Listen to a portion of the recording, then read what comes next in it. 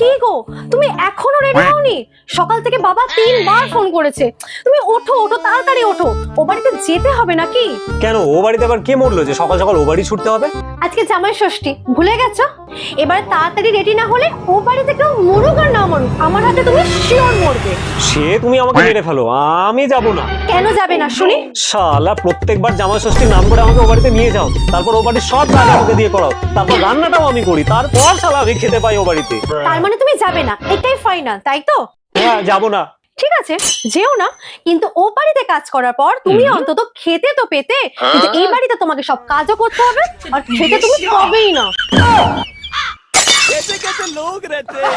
কি বলে দিলাম আমি। আমি রেডি। তোমার কোনো কথাই আমি শুনতে চাই না, যেটা বলছি তুমি সেটা শুনবে। ধুর, এই জন্যই তোমার সাথে আমার কথা বলতে ভালো লাগে না। কোথায় যাচ্ছো? মরতে যাচ্ছি। ঠিক আছে, যাচ্ছো যাও, কিন্তু যাওয়ার সময় বাজারে ব্যাগটা মনে করে নিয়ে যাবে। কেন? যদি মন পাল্টায় তাহলে আসার সময় 2 কেজি আলু, 2 কেজি পেঁয়াজ, 1/2 কেজি টমেটো মনে করে নিয়ে আসবে।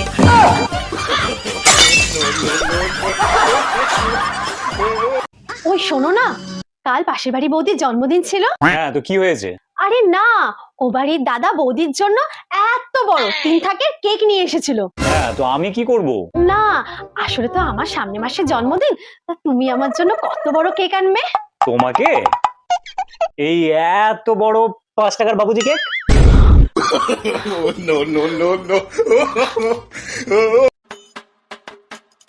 কখন থেকে দেখছি তুমি চাটাকে ঠান্ডা করেই যাচ্ছ। এবার কি তুমি চাটাকে ঠান্ডা শরবত করে খাবে? এ বাবা, আমার বুকের মধ্যে তুমি আছো না, তাই গরম চাটা খেলে যদি তোমার গরম লেগে যায়। মরণ দশা, অত ন্যাকামো না আমার আর সহ্য হয় না। জানো, তুমি এরকম করে কেন বলছো?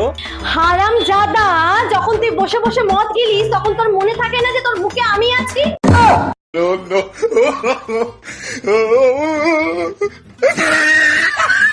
এই শুনছো, বলছি আজকে রাতের রান্নায় কি আছে গো?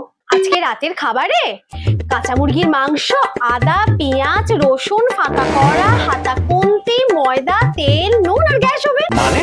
মানে মানে রান্নাঘরে সব কিছু রেডি করা আছে, তুমি শুধু রান্নাঘরে যাবে আর লুচি মাংসটা রান্না করে নেবে।